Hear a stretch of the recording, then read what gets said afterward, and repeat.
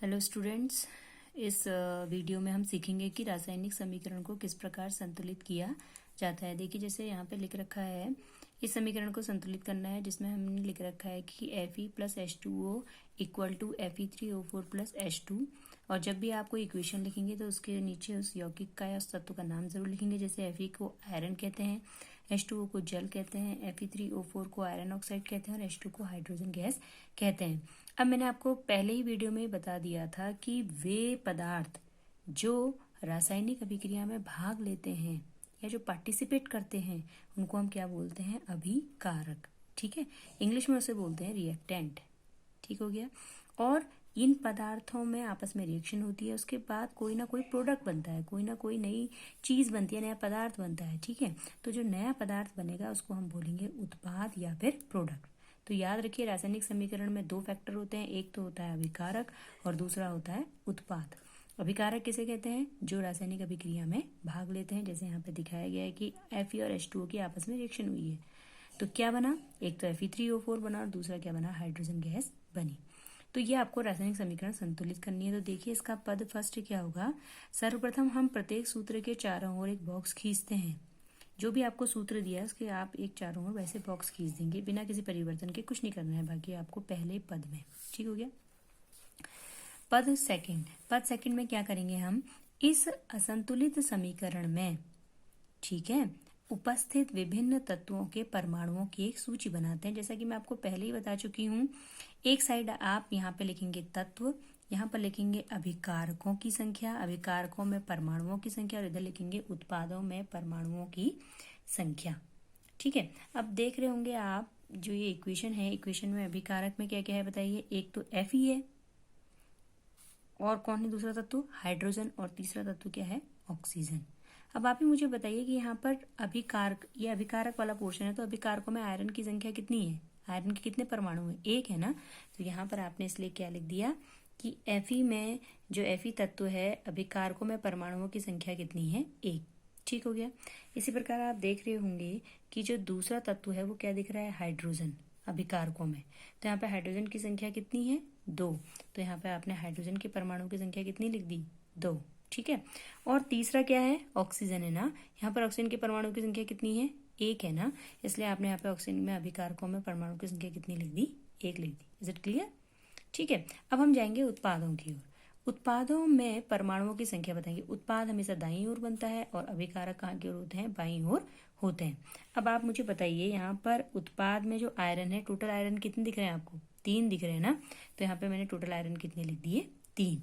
Total oxygen कितनी दिख रही है आपको? देखिए O4 लिखा है, तो टोटल ऑक्सीजन कितनी हो गई? O के यहाँ पे मैंने कितना लिख दिया? 4। और टोटल हाइड्रोजन कितनी दिख रही है आपको? 2 दिख रही है ना। तो यहाँ पे हाइड्रोजन मैंने कितनी लिख दी? 2 लिख दी। ठीक है, ये आपका पद सेकंड है, स्टेप सेकंड है। तो स्टेप फर्स्ट में तो आपने क्या किया? जो भी आपको इक्वेशन दी हुई है उसको वैसी का वैसे उतार देंगे, बस उसको बॉक्स में रख देंगे। पद सेकंड में आप क्या करते हैं कि असंतुलित समीकरण है ना, तो असंतुलित समीकरण, सबसे पहले आपको ये पता लग रहा है कि असंतुलित समीकरण किसे कहते हैं? हम कह रहे हैं कि इस रासायनिक समीकरण को संतुलित करो। पर असंतुलित समीकरण का मतलब क्या हुआ?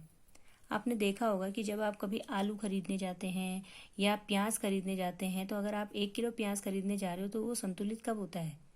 जब दुकानदार दूसरी साइड 1 किलो का क्या रखता है? 1 किलो का कोई वेट रखता है, और तब उसके इक्वल 1 किलो का आलू तोला जाता है। तो संतुलन आप समझते हैं ना। जैसे कि आप सामान से 1 किलो प्याज खरीदने जाते हैं, 1 किलो आलू खरीदने जाते हैं, तो संतुलन मतलब जो तुला होती है, जिसपे तोला जाता है, तो वहां पर क्या होते हैं? दोनों वेट क्या हो जाते हैं? इक्वल हो जाते हैं। इसी प्रकार रासायनिक समीकरण संतुलित करने का मतलब ये है कि जब अभिकारकों में उपस्थित परमाणुओं की संख्या, ठीक है, उत्पाद में उपस्थित परमाणुओं की संख्या बराबर हो जाए, तो इसका मतलब रासायनिक समीकरण क्या हो गई? संतुलित हो गई। आ रहा है आपको समझ में? रासायनिक समीकरण संतुलित कब होगी? जब अभिकारक में उपस्थित जितने भी परमाणु हैं, जैसे आयरन, हाइड्रोजन और ऑक्सीजन, और उत्पाद में उपस्थित भी जो परमाणु हैं, इसमें भी वही हैं, आयरन, हाइड्रोजन और ऑक्सीजन, जब इन दोनों के परमाणुओं की संख्या क्या होगी? बराबर होगी, तब हम कहेंगे रासायनिक समीकरण संतुलित है। ठीक है, तो इसके लिए हमने आपको बता दिया कि पद फर्स्ट में आपको क्या करना है, पद सेकंड में हमने आपको क्या करना है बता दिया। आप देखिए पद थर्ड, जो कि वेरी इंपॉर्टेंट है, जहां पर हम इक्वेशन बैलेंस करेंगे, वो कैसे करते हैं आइए देखते हैं। सबसे पहले मैं आपको इसको रफ में समझा देती हूँ, फिर फियर में किस प्रकार करना है वो आप समझ लेंगे। तो रफ में करने के लिए देखिए कैसे करेंगे हम इसको बैलेंस। आप ये देखेंगे, आप इसको रफ में मतलब रफ में सॉल्व करने की कोशिश करेंगे। आप ये देखेंगे कि बताइए मुझे यहाँ पे अभिकारकों में आयरन की संख्या कितनी है। अभिकारकों में आयरन कितने हैं, 1 है ना परमाणु की संख्या, और उत्पाद में आयरन कितने हैं, 3 है। ठीक है, इसी प्रकार मैंने कहा कि यहाँ पर हाइड्रोजन कितने हैं अभिकारकों में, 2। ठीक है, और उत्पाद में भी हाइड्रोजन कितने हैं, 2। ठीक है, और अभिकारक में ऑक्सीजन कितना है, 1, और उत्पाद में ऑक्सीजन कितना है, 4। तो आप मुझे ये बताइए, सबसे पहले तो आप ये देखेंगे कि सबसे ज्यादा परमाणुओं की संख्या किसकी है, बताइए। अभिकारक और उत्पादों में से, एक तरफ अभिकारक है एक तरफ उत्पाद है, तो अभिकारक में भी 3 परमाणु हैं। कौन कौन से, आयरन, हाइड्रोजन, ऑक्सीजन। और उत्पाद में भी 3 परमाणु हैं, आयरन, हाइड्रोजन और ऑक्सीजन। अब आप मुझे बताइए कि सबसे ज्यादा संख्या किसकी है, आयरन की है, हाइड्रोजन की है या ऑक्सीजन की है। तो आप देख रहे होंगे कि ऑक्सीजन के परमाणुओं की संख्या सबसे ज्यादा है उत्पाद में, है ना। ऑक्सीजन की संख्या कितनी है, 4 है, जो कि सबसे ज्यादा है। जैसे हाइड्रोजन की यहाँ पे 2 है, आयरन की 3 है, लेकिन ऑक्सीजन की कितनी, 4, सबसे ज्यादा है ना। यहाँ पर भी ऑक्सीजन की केवल 1 संख्या है, इसका मतलब इन सब में ऑक्सीजन के परमाणुओं की संख्या सबसे ज्यादा है, वो भी उत्पाद में 4।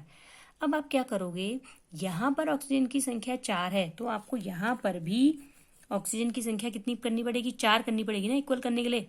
तो आप 4 कैसे करोगे, तो याद रखिए जो ये H2O लिखा है, ठीक है, ऑक्सीजन की संख्या 4 करने के लिए आप हमेशा जो तत्व है या जो यौगिक है उस यौगिक के आगे वो संख्या लिख देंगे। सॉरी मैं प्लस यहाँ लगा देती हूँ, ये हो गया 4। ठीक है, इस H2O के आगे मैंने कितना लिख दिया, 4। क्यों लिखा, ताकि यहाँ पर ऑक्सीजन 4 है, तो यहाँ पर भी ऑक्सीजन 4 करने के लिए मुझे इसके आगे क्या लिखना पड़ा, 4 लिखना पड़ा।